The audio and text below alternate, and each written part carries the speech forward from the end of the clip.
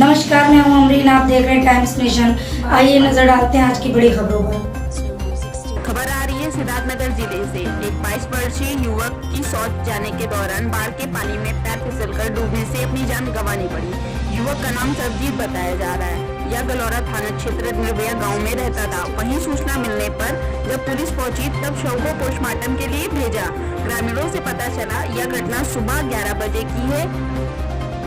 Sir, क्या नाम आपका, किस पद पे हैं? हम हरिनारायण सिंह, राजस्व निरीक्षक चेतिया।